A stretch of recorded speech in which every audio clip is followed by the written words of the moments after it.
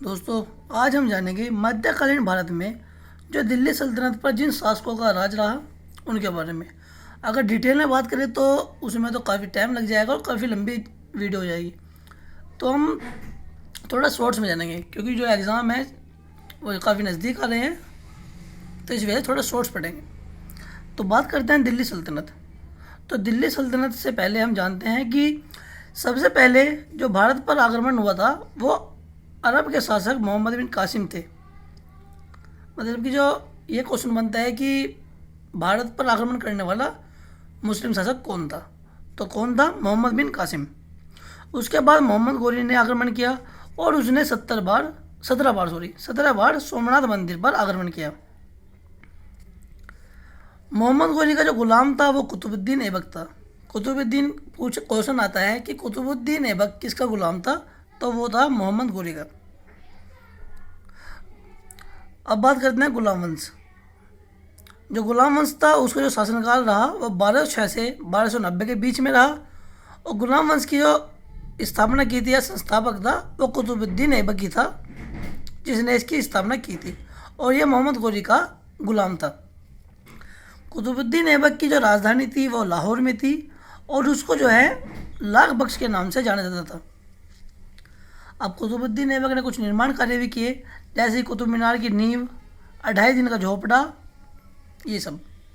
और जो उसका जो मेन कार्य था, मतलब कि सामाजिक कार्य, वो था राजस्व प्रथा सबसे पहले। तो क्वेश्चन बनता है कि सबसे पहले भारत में राजस्व प्रथा स्टार्ट करने वाला कौन सा शासक था, मतलब मुस्लिम शासक था, तो वो था कुतुबुद्दीन ऐबक। कुतुबुद्दीन के बाद आता है इल्तुतमिश।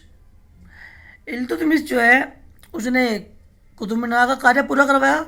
ये क्वेश्चन बनता है कि कुतुब मीनार का निर्माण किसने करवाया, पूरा करवाया, तो वो किया था इल्तुतमिश ने। और ये क्वेश्चन भी आता है कि कुतुब मीनार की नींव किसने रखी, तो नींव रखी थी कुतुबुद्दीन ऐबक ने और पूरा करवाया था इल्तुतमिश ने। इल्तुतमिश ने तुर्क चलगाई और इक्ता प्रणाली को स्टार्ट किया। इल्तुतमिश के बाद उसकी बेटी रज़िया सुल्तान दिल्ली की गद्दी पर बैठी। जो रज़िया सुल्तान थी वो पहली मुस्लिम शासिका थी। एक क्वेश्चन बनता है डायरेक्ट कि पहले मुस्लिम शासिका जो दिल्ली की गद्दी पर बैठी थी वो कौन थी, तो वो थी रज़िया सुल्तान।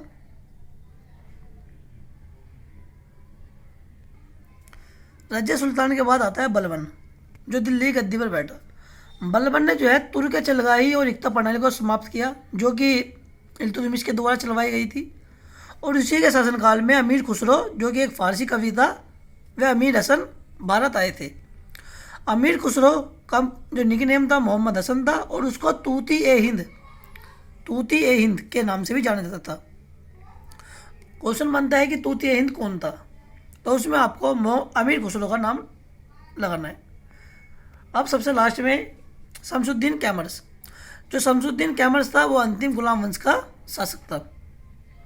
और गुलाम वंश के समाप्त होने के बाद ही तुरंत खिलजी वंश की स्थापना हुई। खिलजी वंश का शासनकाल था 1290 से लेकर 1320 तक। जो खिलजी वंश का संस्थापक था वो था जलालुद्दीन फिरोज खिलजी। जलालुद्दीन फिरोज खिलजी के बाद अलाउद्दीन खिलजी दिल्ली गद्दी पर बैठा, जिसका दरबारी कवि अमीर खुसरो था। अलाउद्दीन खिलजी ने कुछ निर्माण कार्य किए, जैसे कि अलाई का दरवाज़ा, सीरी का किला, जमियत मस्जिद, हजार खंबा महल। इन चारों में से कोई से भी क्वेश्चन पूछ सकता है कि किसका निर्माण अलाउद्दीन खिलजी ने करवाया था। अलाउद्दीन जो खिलजी कार्य थे वे मूल्य नियंत्रण प्रणाली। ये क्वेश्चन बनता है कि मूल्य नियंत्रण प्रणाली किसने स्टार्ट की, वो की थी अलाउद्दीन खिलजी ने। और सबसे ज़्यादा टैक्स भी इसने ही वसूला था, अलाउद्दीन खिलजी ने ही। यह क्वेश्चन भी आता है कि गुप्तचर प्रणाली किसके शासनकाल में शुरू हुई, तो जो गुप्तचर प्रणाली थी वो भारत में अलाउद्दीन खिलजी के शासनकाल में ही स्टार्ट हुई। अलाउद्दीन खिलजी के बाद आता है मुबारक खिलजी। जो मुबारक खिलजी था उसको खलीफा के नाम से जाना जाता था। मुबारक खिलजी के बाद अंतिम खिलजी वंश का शासक था वो था खुसरो खान। इसमें क्वेश्चन बनता है कि पहला खिलजी वंश का संस्थापक कौन था, तो जलालुद्दीन फिरोज खिलजी। और अंतिम खिलजी शासक था वो था खुसरो खान। इस बात को ध्यान रखना है, बहुत ज़्यादा इंपॉर्टेंट है। अब बात करते हैं तुगलक वंश की।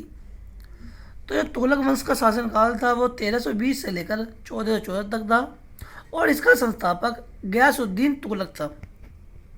तुगलक वंश का संस्थापक कौन था? गयासुद्दीन तुगलक। गयासुद्दीन तुगलक था, उसके सेनापति का नाम जूना खान था और गयासुद्दीन तुगलक ने 29 बार मंगोलों के आक्रमण को विफल किया। ये क्वेश्चन बनता है कि 29 बार मंगोलों के आक्रमण को किसने विफल किया? तो वो किया था गयासुद्दीन तुगलक ने। गयासुद्दीन तुगलक के बाद दिल्ली की गद्दी पर मोहम्मद बिन तुगलक बैठा। मोहम्मद बिन तुगलक को ही जूना खान कहा जाता था और यह ही गयासुद्दीन तुगलक का सेनापति था। इसे इतिहास में पागल बादशाह के नाम से जाना जाता है क्योंकि इसका एक जुनूनी राजा था। इसने क्या किया, पहले सोने के सिक्के चलवाए, फिर चांदी के, फिर तांबे के और फिर चमड़े के। तो जब इसने चमड़े के सिक्के चलवाए तो लोग इसे पागल बादशाह कहने लगे। भाई कोई राजा है तो वो अपनी जनता के लिए काम करेगा या फिर वो सिक्के ही चलवाने में लगा रहेगा। तो ये सब के कारण इसे पागल बादशाह कहा जाता। इसी के समय में अफ्रीकी यात्री इब्न बतूता मोरक्को अफ्रीका से आया था। ये डायरेक्ट क्वेश्चन बनता है कि जो इब्न बतूता था किसके टाइम में आया था और कहाँ से आया था? तो इब्न बतूता मोहम्मद बिन तुगलक के टाइम में आया था और अफ्रीका मोरक्को से आया था। इसने चमड़े के सिक्के चलवाए और निर्माण कार्य में एक अमीर कोई जो कि कृषि संबंधी थी पुस्तक थी उसको प्रकाशित किया। अब आता है फिरोज तुगलक। फिरोज तुगलक ने सिर्फ सिंचाई कर वसूला, उसने सभी कर जो है समाप्त कर दिए थे। वो सिर्फ सिंचाई कर ही मतलब सिंचाई जो टैक्स था वही वसूल करता था। इसने जो फिरोज तुगलक था उसने दीवाने खैरात और दीवाने बदगान का निर्माण किया। अंतिम तुगलक वंश का शासक था महमूद तुगलक और इसी के साथ जो है तुगलक वंश का समापन हो गया था। तुगलक वंश के बाद बात आती है सैयद वंश की। तो सैयद वंश इतना खास नहीं रहा। तो सैयद वंश के जो थोड़ा ऊपर से जानेंगे, सैयद वंश का जो शासनकाल था 1414 से लेकर 1451 तक था और इसका जो संस्थापक था वो खिजर खान था। ये इंपॉर्टेंट है कि सैयद वंश का संस्थापक कौन था? खिजर खान। और अंतिम शासक कौन था? अलाउद्दीन शाह आलम। इसमें ये दोनों ही इंपॉर्टेंट है और यही पूछे जाते हैं ज़्यादातर कि सैयद वंश का संस्थापक खिजर खान और अंतिम शासक अलाउद्दीन शाह आलम। अब आते हैं लोधी वंश की ओर। जो लोधी वंश का शासनकाल था वो 1451 से लेकर 1526 तक था। एक क्वेश्चन ही बनता है कि लोधी वंश का समापन कब हुआ था?